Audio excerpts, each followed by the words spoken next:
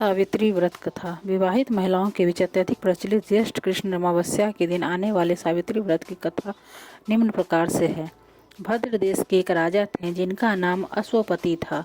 भद्र देश के राजा अश्वपति के कोई संतान न थी। उन्होंने संतान की प्राप्ति के लिए मंत्रोच्चारण के साथ प्रतिदिन 1,00,000 आहुतियाँ दी। 18 वर्षों तक यह क्रम जारी रहा। इसके बाद सावित्री देवी ने प्रकट होकर वर दिया कि राजन, तुझे एक तेजस्वी कन्या पैदा होगी। सावित्री देवी की कृपा से जन्म लेने के कारण से कन्या का नाम सावित्री रखा गया।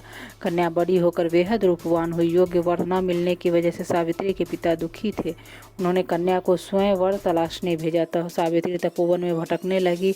वहाँ साल्व देश के राजा धुत्मसेन रहते थे। क्योंकि उनका राज्य किसी ने छीन लिया था, उनके पुत्र सत्यवान को देखकर सावित्री ने पति के रूप में उनका वरण किया।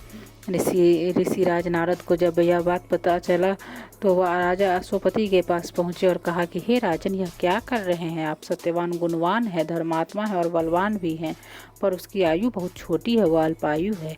1 वर्ष के बाद ही उसकी मृत्यु हो जाएगी। ऋषिराज नारद की बात सुनकर राजा अश्वपति घोर चिंता में डूब गए। सावित्री ने उनसे कारण पूछा तो राजा ने कहा, पुत्री, तुमने जिस राजकुमार को अपने वर के रूप में चुना है वह अल्पायु है, तुम्हें किसी और को अपना जीवन साथी बनाना चाहिए। इस पर सावित्री ने कहा कि पिताजी, आर्य कन्याएं अपने पति का 1 बार ही वरण करती हैं, राजा 1 बार ही आज्ञा देते और पंडित 1 बार ही प्रतिज्ञा करते हैं। कन्यादान भी 1 बार ही किया जाता है। सावित्री हठ करने लगी और बोली, मैं सत्यवान से ही विवाह करूंगी। राजा अश्वपति ने सावित्री का विवाह सत्यवान से कर दिया।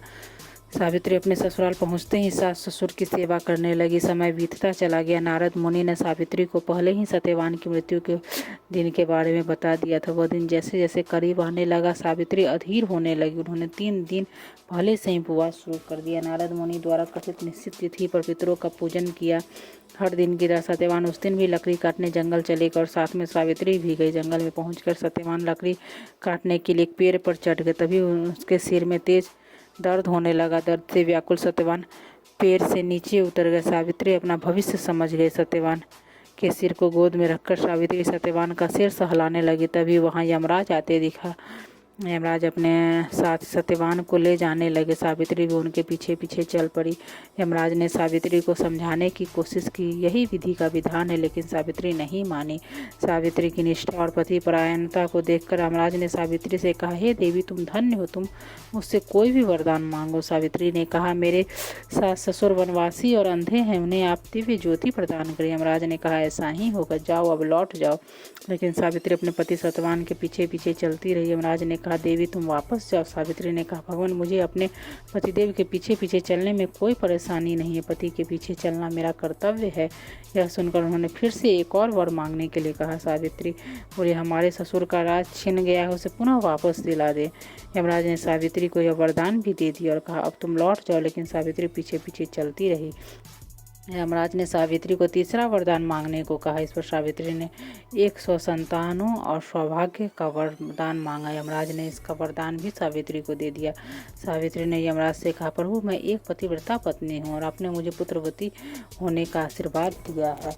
यह सुनकर यमराज को सत्यवान के प्राण छोड़ने पड़े। यमराज अंतर्ध्यान हो गए और सावित्री उसी वट वृक्ष के पास आ गई जहाँ उसके पति का मृत शरीर पड़ा था।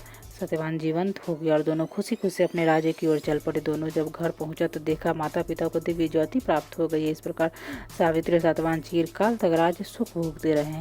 अतः पतिव्रता सावित्री के अनुरूप ही प्रथम अपने सास ससुर को उचित पूजन करने के साथ ही अन्य विधियों को प्रारंभ करे। बट सावित्री व्रत करने और इस कथा को सुनने से उपवासक के वैवाहिक जीवन साथी की आयु पर किसी प्रकार का कोई संकट आया भी हो तो वह टल जाता है।